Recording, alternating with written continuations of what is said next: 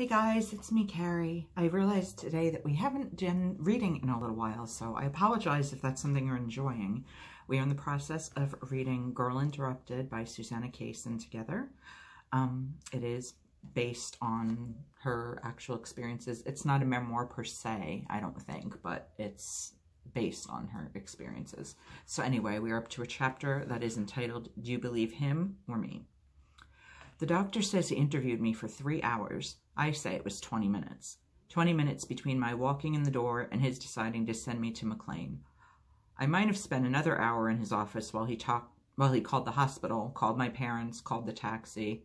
An hour and a half is the most I'll grant him. We can't both be right. Does it matter which of us is right? It matters to me. But it turns out I'm wrong. I have a piece of hard evidence, the time admitted line from the nurse's report of patient on admission. From that, I can reconstruct everything. It reads 1:30 p.m. I said I left home early, but my idea of early might have been as late as 9 in the morning. I'd switched night and day. That was one of the things the doctor harped on. I said I was wrong I was in his office before 8, but I seem to have been wrong about that too. I'll compromise by saying that I left home at 8 and spent an hour traveling to a 9 o'clock appointment. 20 minutes later is 9:20. Now let's jump ahead to the taxi ride. The trip from Newton to Belmont takes about half an hour. Excuse us, Venus. And I remember waiting 15 minutes in the administration building to sign myself in. Add another 15 minutes of bureaucracy before I reached the nurse who wrote that report. This totals up to an hour, which means I arrived at the hospital at 12:30. And there we are, between 9:20 and 12:30, a 3-hour interview. I still think I'm right. I'm right about what counts. But now you believe him. Don't be so quick. I have more evidence. The admission note written by the doctor who supervised my case and who evidently took an extensive history before I reached that nurse. At the top right corner, at the line hour of admit, it reads 11:30 a.m. Let's reconstruct it again. Subtracting the half hour waiting to be admitted and waiting through bureaucracy takes us to 11 o'clock.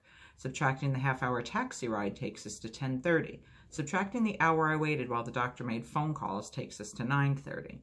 Assuming my departure from home at 8 o'clock for a 9 o'clock appointment results in a half-hour interview. There we are, between 9 and 9:30. I won't quibble over 10 minutes. Now you believe me. Oh, Shamrock, it's you. What are you crying for? What are you crying for? I'm reading, pal. What are you crying for? Hold on, guys. What are you crying for? Come here. Come here. If you're not going to be on camera, then be quiet. Okay? I love you, but you're a noisy Parker. Mama's trying to read. Okay, new chapter. Hold, please, while we wait for my ringing phone. Okay, guys, sorry about that. This chapter is called Velocity versus Viscosity. Insanity comes in two basic varieties, slow and fast. I'm not talking about onset or duration. I mean the quality of the insanity, the day-to-day business of being nuts. The predominant quality of the slow form is viscosity. Experience is thick. Perceptions are thickened and dulled. Time is slow, dripping slowly through the clogged filter of thickened perception. The body temperature is low. The pulse is sluggish. The immune system is half asleep. The organism is torpid and brackish. Even the reflexes are diminished, as if the lower leg couldn't be bothered to jerk itself out of its stupor when the knee is tapped. Viscosity occurs on a cellular level, and so does velocity. In contrast to viscosity's cellular coma, velocity endows every platelet and muscle fiber with a mind of its own, a means of knowing and commenting on its own behavior. There is too much perception, and beyond the plethora of perceptions, a plethora of thoughts about the perceptions and about the fact of having perceptions. Digestion could kill you. What I mean is the unceasing awareness of the processes of digestion could exhaust you to death. And digestion is just an involuntary sideline to thinking, which is where the real trouble began. Take a thought, anything, it doesn't matter. I'm tired of sitting here in front of the nursing station. A perfectly reasonable thought. Here's what velocity does to it. First, break down the sentence. I'm tired. Well, are you really tired exactly? Is that like sleepy? You have to check all your body parts for sleepiness, and while you're doing that, there's a bombardment of images of sleepiness, along these lines, head falling onto a pillow, head hitting pillow, wink and blink and a nod, little Nemo rubbing sleep from his eyes, a sea monster, uh-oh, a sea monster. If you're lucky, you can avoid the sea monster and stick with sleepiness.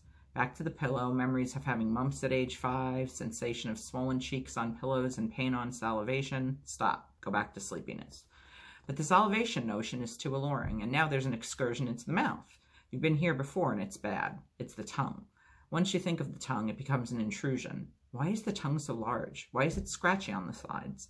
Is that a vitamin deficiency? Could you remove the tongue? Wouldn't your mouth be less bothersome without it? There'd be more room in there. The tongue now, every cell of the tongue is enormous. It's a vast foreign object in your mouth. Trying to diminish the size of your tongue, you focus your attention on its components. Tip, smooth, back, bumpy, side, scratchy, as noted earlier, vitamin deficiency. Roots, trouble. There are roots to the tongue. You've seen them, and if you put your finger in your mouth, you can feel them. But you can't feel them with the tongue. It's a paradox. Paradox. The tortoise and the hare. Achilles and the what? The tortoise, the tendon, the tongue. Back to tongue. While you weren't thinking of it, it got a little smaller. But thinking of it makes it big again. Why is it scratchy on the sides? Is that a vitamin deficiency? You've thought these thoughts already, but now these thoughts have been stuck onto your tongue. They adhere to the existence of your tongue. All of that took less than a minute, and there's still the rest of the sentence to figure out. And all you wanted really was to decide whether or not to stand up. Viscosity and velocity are opposites if they can look the same. Viscosity causes the stillness of disinclination. Velocity causes the stillness of fascination. An observer can't tell if a person is silent and still because inner life has stalled or because inner life is transfixingly busy. Something common to both is repetitive thought. Experiences seem pre-recorded, stylized. Particular patterns of thought get attached to particular movements or activities. And before you know it, it's impossible to approach that movement or activity without dislodging an avalanche of pre-thought thoughts. A lethargic avalanche of synthetic thought can take days to fall. Part of the mute paralysis of viscosity comes from knowing every detail of what's ahead and having to wait for its arrival. Here comes the I'm no good thought. That takes care of today. All day, the insistent dripping of I'm no good. The next day, the next thought is I'm the angel of death. This thought has a glittering expanse of panic behind it, which is unreachable. Viscosity flattens the effervescence of panic.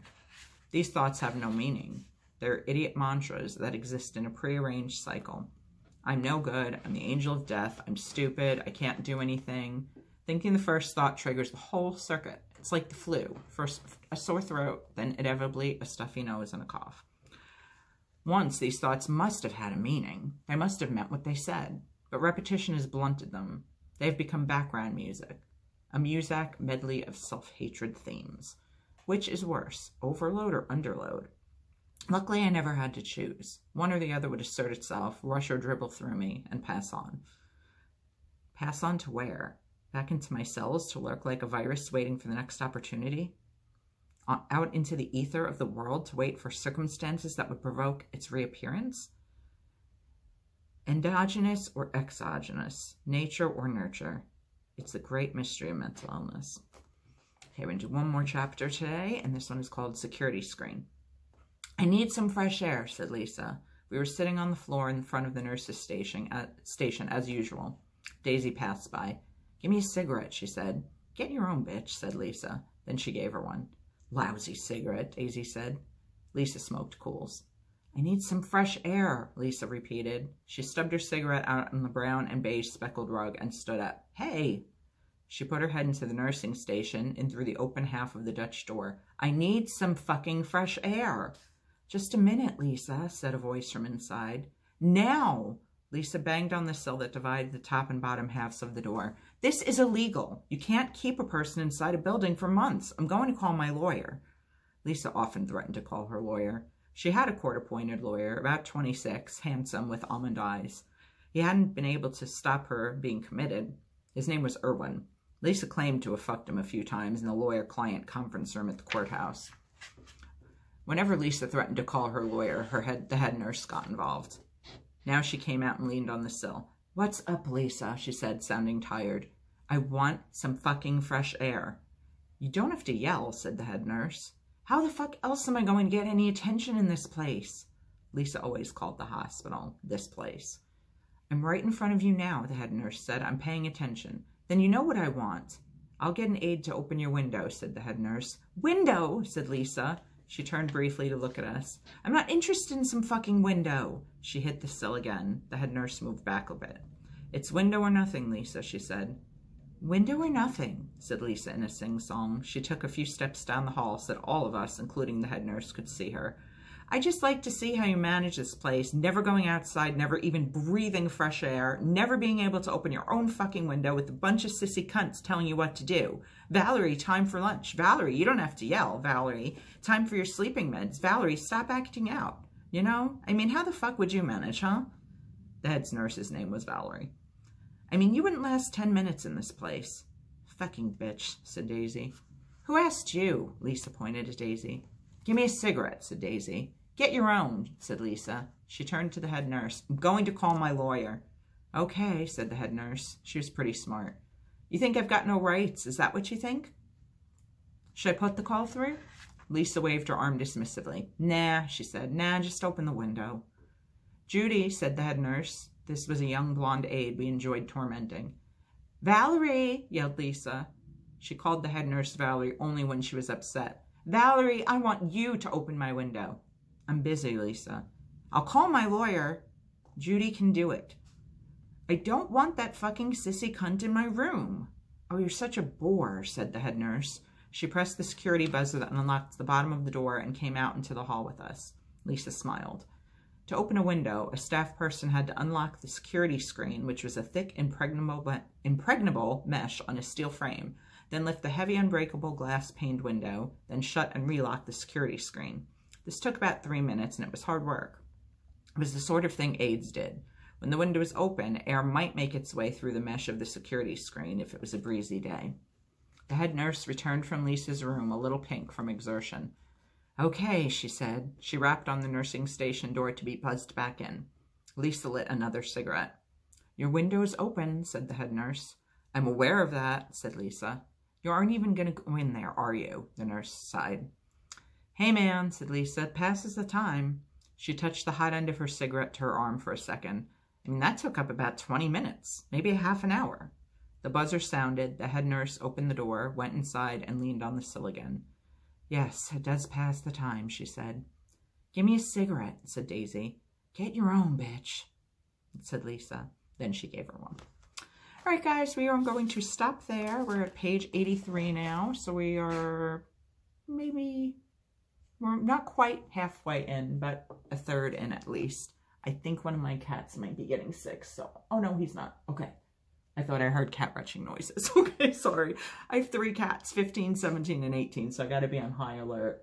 Oh, yeah, he is. He's trying to get up a hairball. Okay, so we're going to end on that lovely note. Thank you so much for watching and listening. Leave comments down below. Let me know if you're enjoying this book.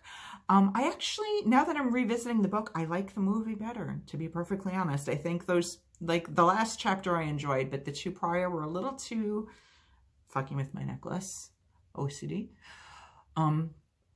The last 2 chapters prior to that were a little too detail-oriented, not that interesting to me, just a little bit too dry, but that's just a personal preference. So anyway, I hope you guys are enjoying it. Thank you for watching, and I'll be back soon with more stuff. Bye, guys.